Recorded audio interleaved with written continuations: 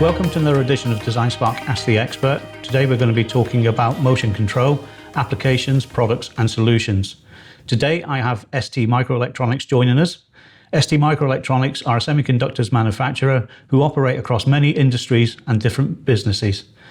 For our viewers, would you just give us a bit of an insight into your role at ST and maybe some background about yourself? Sure.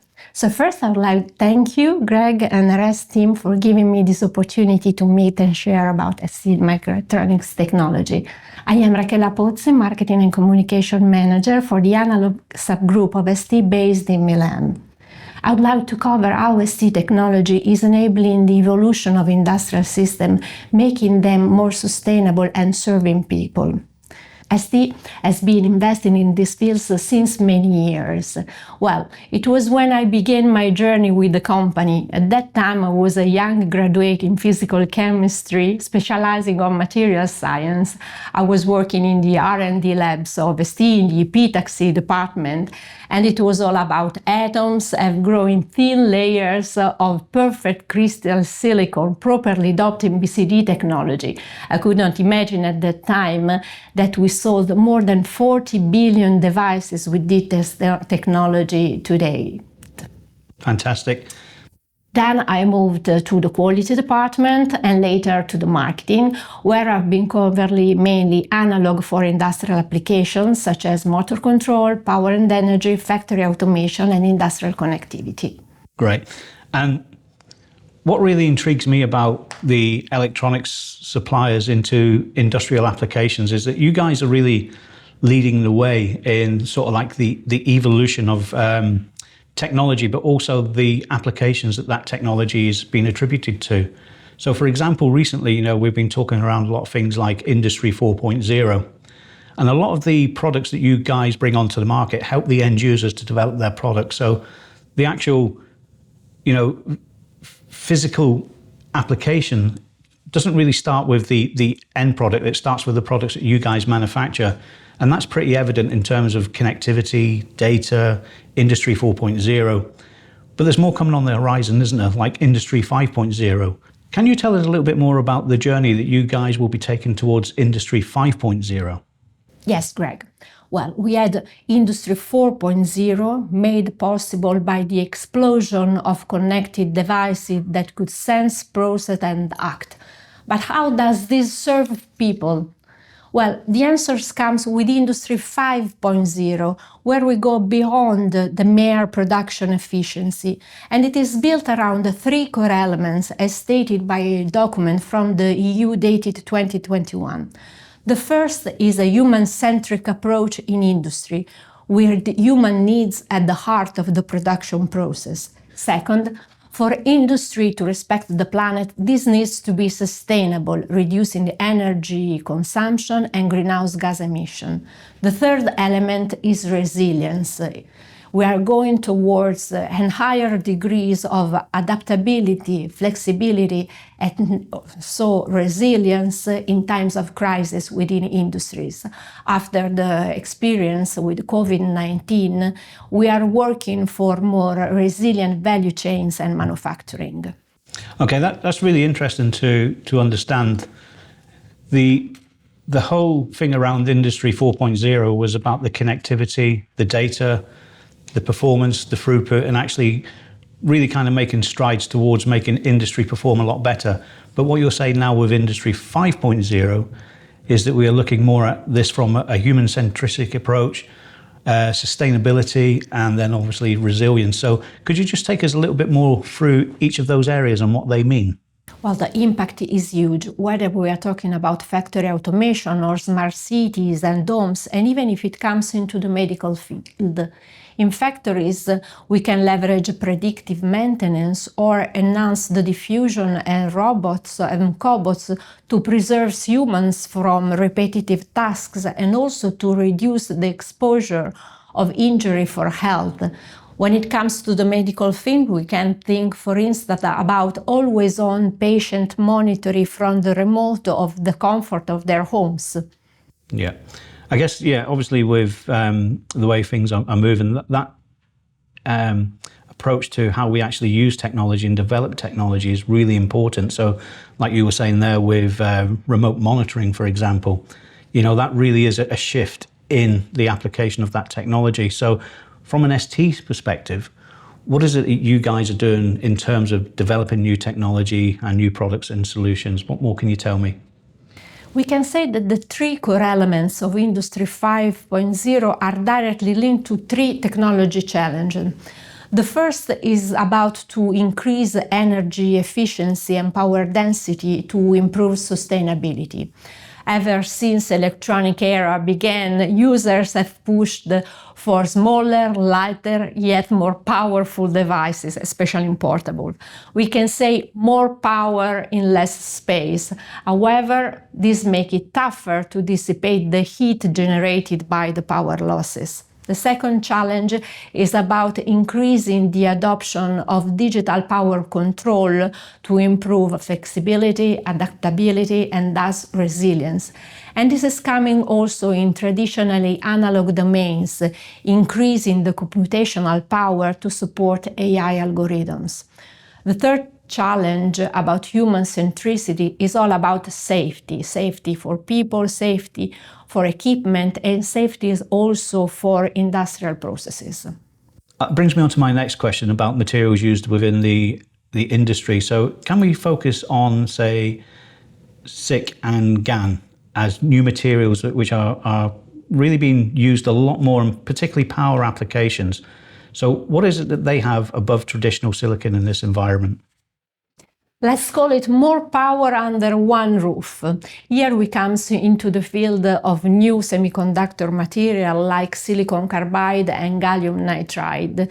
They are the so-called wide bandgap materials and can outperform silicons when it comes to lower resistance per area and also the ability to withstand high voltages and temperature.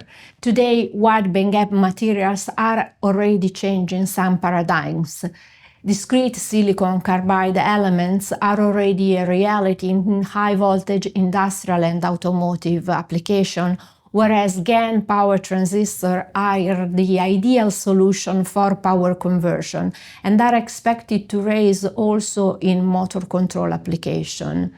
In combination with advanced control architectures, say digital power control, they enable really a quantum leap in efficiency. Just think that a GaN transistor is 1/10 of the size and the weight of a traditional silicon MOSFET, but can switch up to 10 times faster. So there's a lot of benefit, obviously, within these newer materials as well, and the application increases. So, from all kind of aspects within industry processes or even things like the automotive industry, we can see that there's been a step change using these materials. But I want to take you back to something else, and I'm going to go back to the 1980s because I believe that ST actually brought this technology to the fore. So I want to talk about BCD, bipolar, CMOS, and DMOS. So they really are allowing the kind of control of the digital aspect of higher power, higher voltage. Is there anything else you can tell me about that? And is there any additional information you would like to tell me about anything that's coming in the future, perhaps? When it comes to the integration of those new material into smart power solution, we go beyond BCD technology and we land in the domain of the so-called heterogeneous integration. This is often seen as the evolution of the Moore's law. Moore's law predicted the evolution of ICs with the doubling of the density of the transistor within an IC approximately every 2 years and gave benefits in terms of performance advancements and cost reduction because of economy of scale. Now this law is close to its physical limits when sizes approaches the atomic scales and further costs of lithography reduction really skyrocket. Yeah. Heterogeneous integration refers to the combination of different components, technologies and material within a single package or a single ICs to create system-level functionalities. So the gains come not solely from the higher transistor density, but from the possibility to create application-tailored performance, and not only, again, on transistor density, which is a plus typically for digital ICs. Yeah, that's really interesting to hear that you're focusing more on system functionality than just pure density. So that's really really informative to hear that, because that can then open up so much more applications as well, as you mentioned. Okay, so you mentioned Moore's law. Obviously, everybody knows what Moore's law is, but tell me more about heterogeneous integration. What is there in there that can be exploited, for example? To this extent, we have access to the so-called system in package, or SiP, multi-packaging technologies, advanced packaging technologies that allow to house in a single package different materials, different manufacturing process with a reduced footprint. This is again a game changer. We can have in the same package the power die with its driver belonging to different manufacturing process. There can be a 16 nanometer die near a 5 nanometer die together with different materials. For instance, we can exploit the different advantages of silicon's maturity together with the high efficiency of SiC and GaN. At ST, we have a broad range of front-end and back-end technology that allows us to offer SiPs where we embed a silicon driver with a GaN transistor in a tiny QFN. It is the master GaN families, where we help our customers, designers, to overcome the hurdles of the GaN driving path with already optimized internal layout and limiting the parasitic effects. Let's make the example of the motor control of a fridge compressor. Here in our SiP, we have the motor driver and the high efficiency GaN power transistor. Thanks to its reduced power losses, we can allow the application to significantly reduce the dimensions of the heat sink, or even to get rid of the heat sinks itself, with evident advantages in terms of space and cost reduction for the application. Thanks for that. That's really clear in the way that you approach using different products, different technologies, design, to bring in end solutions. But I just want to go back to our second challenge, if I may. When we're talking about the resilience of industrial processes, now particularly if we're thinking about the digitalization of power management, what's apparent there is that, yes, within the industrial process it needs to operate, but there are also other factors that need to be brought into that as well. So what is it you can tell me about that? Greg, we can say that the three technology challenges are tightly connected. When it comes to digital power control, let's consider, for instance, the field of electric motors in terms of efficiency, but also in terms of adaptability to external conditions to prevent faults. Well, just consider the overall world's energy consumption is due for its half to the usage of electric motors. And if it comes just to the industrial field, this percentage raises up to 70%. Yeah. These are data coming from the International Energy Agency. So, first challenge, how to improve efficiency. The first step is to adopt more efficient brushless direct current motors. This is a process ongoing since several years and can bring up to a saving of 50% of energy consumption. And it is enabled by the diffusion of digital power control. Indeed, even the simplest BLDC motor requires a digital control to drive it. Today, ST provides solution where the digital core, a 32-bit microcontroller, is inserted into a standard device together with the circuitry needed to drive the motor, leveraging SiP integration. The name of the family is STSPIN32. It's very popular on the market, and it houses a three-phase BLDC motor driver with an STM32 microcontroller in a tiny QFN package. The fundamental implication is that the intelligence is now onto the motor and independent from the central computational unit. Yeah. As a result, the design is more autonomous and flexible and can react in real time to external events, adapt, and prevent fault conditions. For instance, the presence of the MCU allows engineers to quickly leverage on vector motor control, also known as field-oriented control or FOC, that allows a precise control without any additional component and is particularly beneficial when it comes to applications where low noise, high speed control and also a precise control over speed and torque are required. Let's make a couple of practical examples. Let's consider the instance of an engineer working on a high-end vacuum cleaner with an high-speed motor. In this case, the STSPIN32G4 will stand out for its computational power. The MCU inside is the STM32G4, leveraging on the high-performance 32-bit ARM Cortex-M4 core, working at an operating frequency of over 170 MHz and leveraging a high-speed 128 flash memory. A lower performance CPU would mean a lower performance rate when designing an FOC sensorless application. In the case of the vacuum cleaner, engineer would have to use 2 or 3 external shunt resistors to compensate the lower processing. Yeah.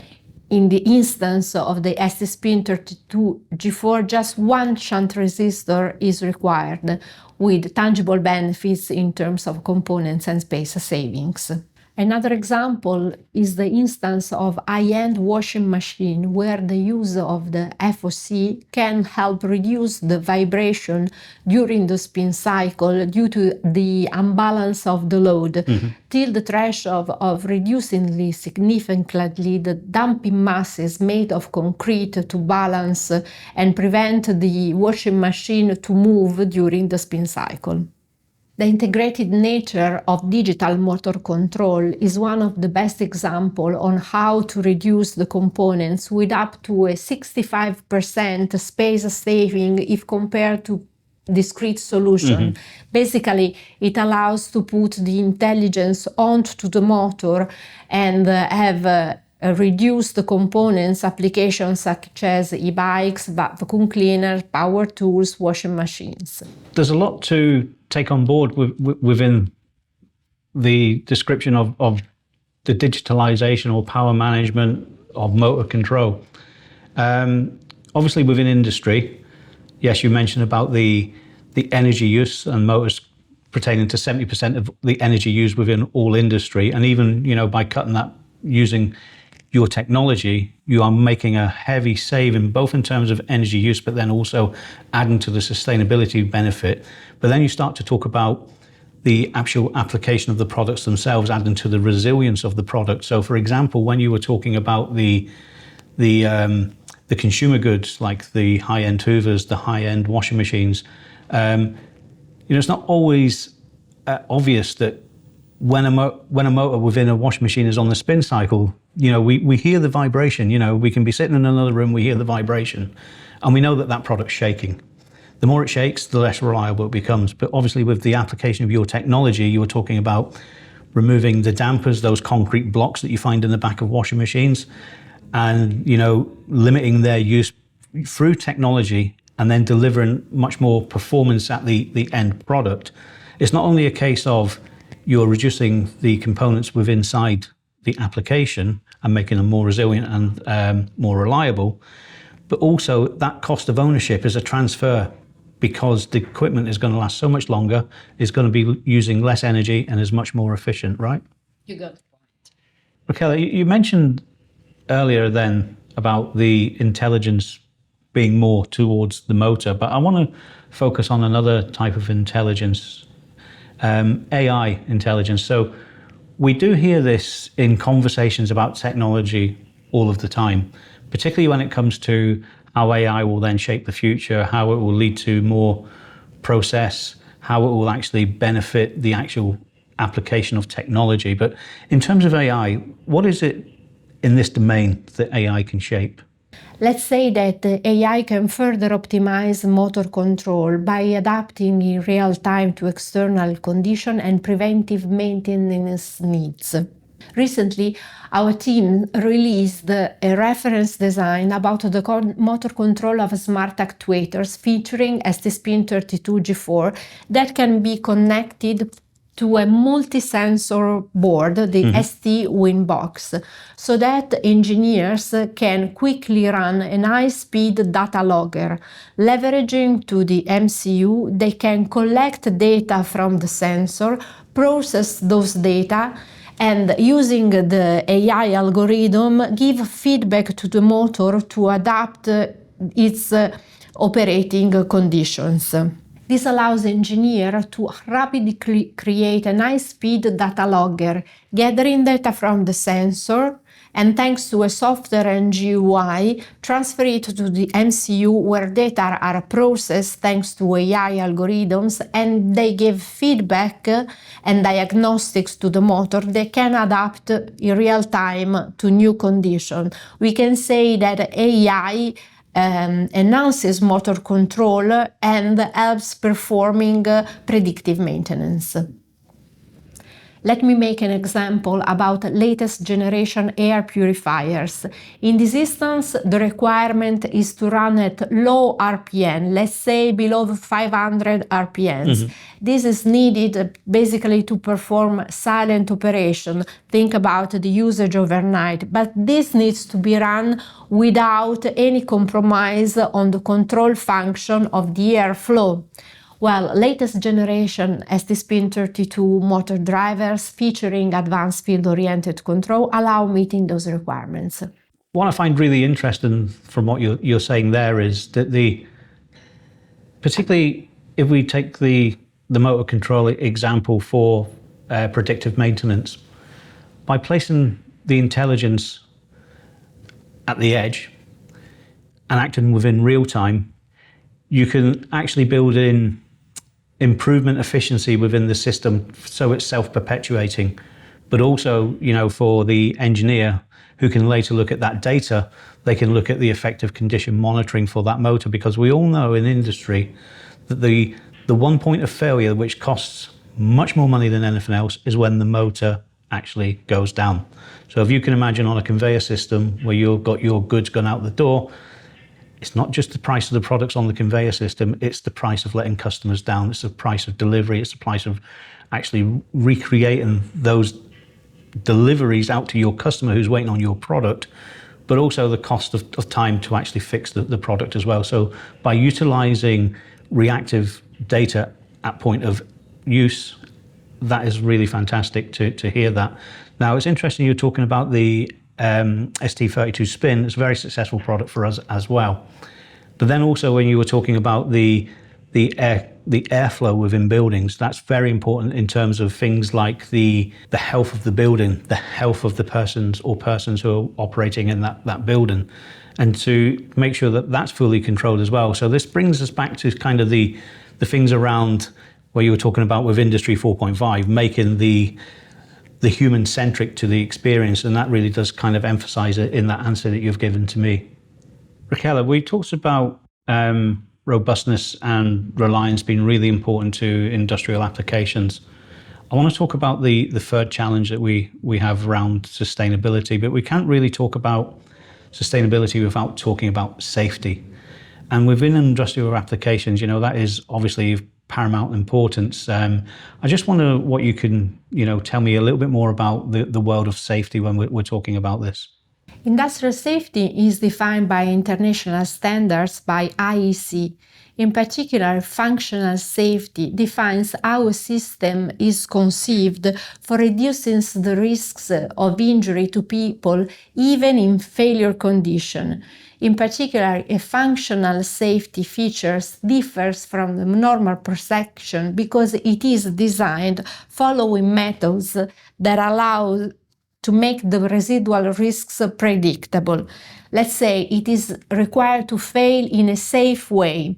When it comes to electronics, this is certified to the Safety Integrity Level certification, SIL, to different degrees, 1, 2, 3, and 4. ST embeds a feature in SIL-ready products to help meeting those requirements in the application. So our family of intelligent power switches for industrials intended for applications such as programmable logic controllers embed the protections such as overload, over temperature, as well as extended diagnostics that make it simple for the application to be certified according to SIL certification levels. Coming to people's safety, let's talk about galvanic isolation. This is a physical barrier separating the part of the application related to the high voltage rail or the power grid and the stage where the operator interfaces. It is a fundamental safety protection to prevent people from electric shocks. However, power must pass through this physical barrier to supply the equipment, and also communication signals need to be transferred. In recent years, instead of using transformers or optocouplers, advancement in semiconductor technologies allow to integrate the galvanic barrier into the IC. That means that it is possible to have the coexistence of this galvanic separation together with the circuit needed to transmit and receive signals over the barrier on top of the original function for which the device was needed. For example, a gate driver for a power transistor. This is made basically by designing the windings of a microtransformers of the armature of a microcapacitor directly on silicon. Again, we are leveraging SiP technology, and here the importance of the package is even more fundamental because these packages need to meet the clearance and the creepage distance according to the molding material used. These are devices that are certified according to safety standards and need to pass severe certification processes.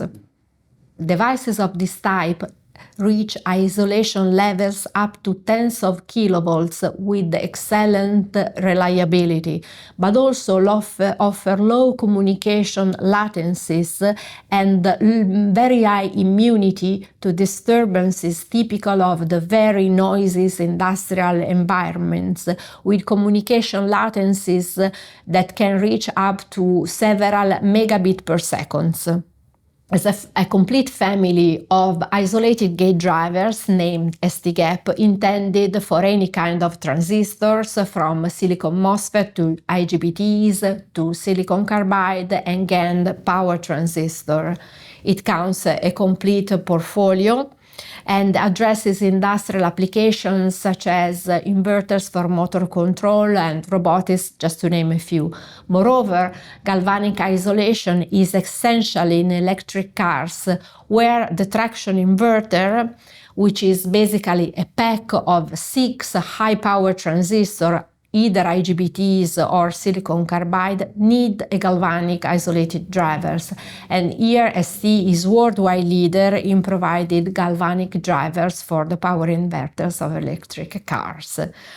But more is yet to come. ST is investing on further heterogeneous integration of galvanic isolation, silicon gate driver, together with new material power transistors such as GaN, leveraging new ASIC technologies. So that's really interesting to hear about the integration of materials and technology. You were talking about functional safety and then user safety. So for me, in terms of the functional safety, absolutely must fail safe.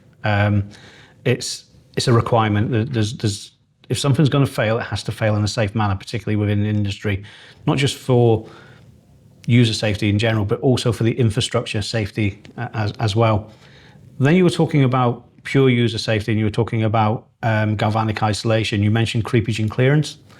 Now, creepage and clearance obviously is making sure that everything stays, that there's no path where you can have energy jumping from one rail to another or to the outside world to give somebody a shock, for example. So it's really interesting to hear that perspective about how you're combining these technologies to make things actually user safe. But also the way that you're doing this, to me, again, I go back to this, it's not just a case of doing this is actually improving user safety, it's actually improving the process as well of what you're doing with that end application. And I keep talking back to this cost of ownership and delivering new technology. So even though we're talking about safety, we're actually looking at things far beyond safety. Safety is one element, but there's additional on top of that.